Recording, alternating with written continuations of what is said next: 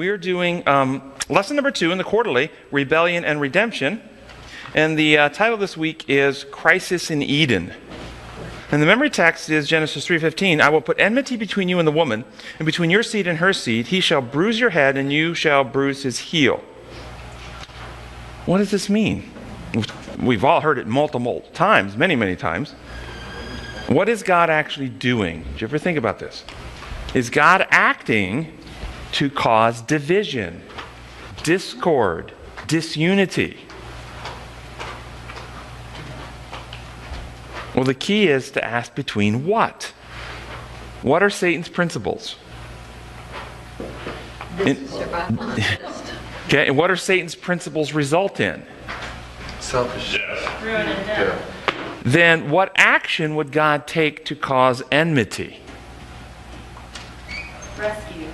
Yeah, yes, exactly. It means God is instilling love, kindness, peace, grace, forgiveness, mercy, gentleness, goodness, honesty, truthfulness, selflessness.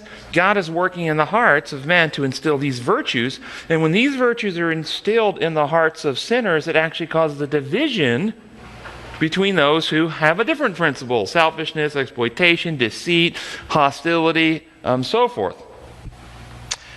Therefore, these principles cause a separateness or a division between the kingdom of Satan and the kingdom of God. God is working to instill in us a desire for something better. And I'm wondering, as you read that, did any New Testament text pop into your mind? Jesus speaking, for instance. Matthew 20:34 through 36, Jesus said, "Do not suppose that I have come to bring peace to the earth. I did not come to bring peace, but a sword. For I have come to turn a man against his father, a daughter against her mother, a daughter-in-law against her mother-in-law. A man's enemies will be members of his own household." Now, have you ever read that and wondered, man, what in the world is that? What is Jesus talking about? He's going to turn families against each other? I thought we're to be the family of God. He's going to unite us. What does this mean that he's going to come and divide families? Did anybody ever read that and get troubled by that? Yeah. So this is from the Remedy. If you haven't downloaded the Remedy, this is that same verse. See if it kind of puts a little insight onto that. Don't think that I have come to make peace with a selfish world. I have not come to bring peace with selfishness, but a sword to cut selfishness out of the hearts of men.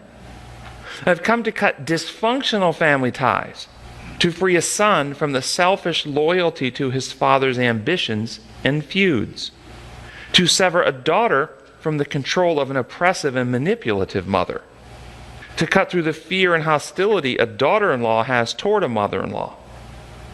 A person's worst enemies are often members of their own family.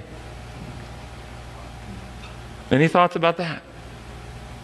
You see, I've obviously added a little bit to kind of clarify that, rather than just I've come to bring a sword.